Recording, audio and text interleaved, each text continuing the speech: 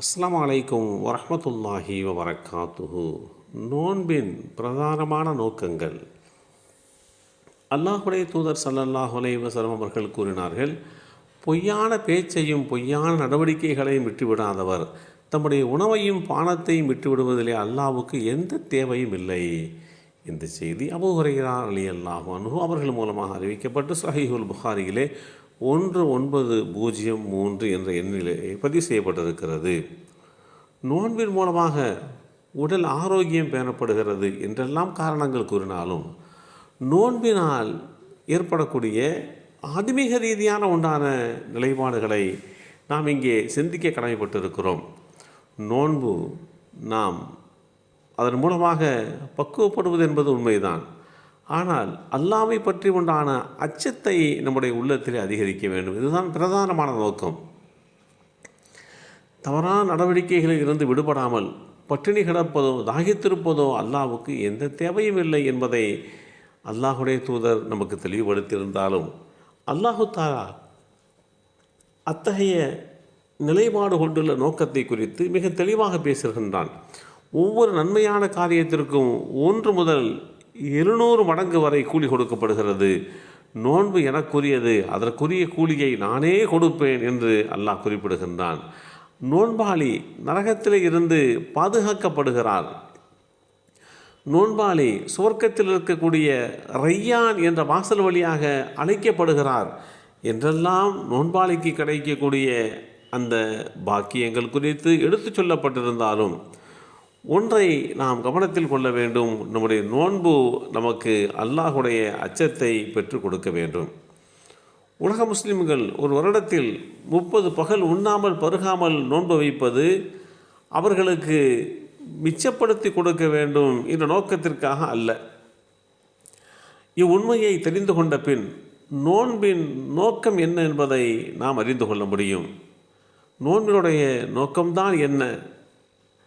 நீ உனது மன இச்சைகளை கட்டுப்படுத்தி கொள்வது, உன்னுடைய சிற்றின்பத்தை கட்டுப்படுத்தி கொள்வது, உன்னுடைய காம எண்ணங்களை கட்டுப்படுத்தி கொள்வது, மிதமிஞ்சிய விருப்பங்களில் இருந்து கட்டுப்பாட்டை ஏற்படுத்தி கொள்வது, மிதமிஞ்சிய உணவின் மூலம் உனது உள்ளம் இருளடைந்து விடுகிறது.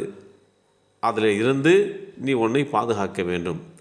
ஷைத்தானுடைய ஆதிக்கம் அதிகமாக சாப்பிடுவதன் மூலமாக அதிகரிக்கிறது. அதன் மூலமாக பல எண்ணங்கள் விருப்பங்கள் உண்டாகிறது. மனித உடலில் எங்கெல்லாம் இரத்தம் போடுகிறதோ அங்கெல்லாம் ஷைத்தானும் ஓடிக்கொண்டிருக்கிறான். எனவே பசித்திருப்பதன் மூலம் அவன் ஓடும் இடங்களை நெருக்கமாக்கி வையுங்கள் என்றும் நாம் வலியுறுத்தப்பட்டிருக்கிறோம். இந்த உண்மையை மனிதர் வாழ்க்கையிலே அனுபவ ரீதியாக கண்டிருப்பது நிதர்சனமான உண்மை. பசி என்றால் என்னவென்று கூட தெரியாதவர்கள் மனிதர்களில் இருக்கிறார்கள். இவர்கள் பசித்திருப்பதனால் ஏற்படுகின்ற பயனை அறிந்திருப்பார்களா, அனுபவித்திருப்பார்களா? இதையெல்லாம் இந்த நோன்பு மிக தெளிவான முறையிலே வழிகாட்டி தருகிறது. வழமைக்கு மாறாக மிதமிஞ்சிய உணவை நிறுத்தி பசித்திருந்து அதன் மூலம் மனிதனிடத்தில் இருக்கக்கூடிய ஷைத்தானியத்தான தன்மைகளை குறைத்து மனிதனுடைய உள்ளத்தை தூய்மைப்படுத்த வேண்டும். அதுதான் நோன்பினுடைய பிரதானமான நோக்கம் என்பதை இந்த இடத்திலே நாம் புரிந்து கொள்ள கடமைப்பட்டிருக்கிறோம்.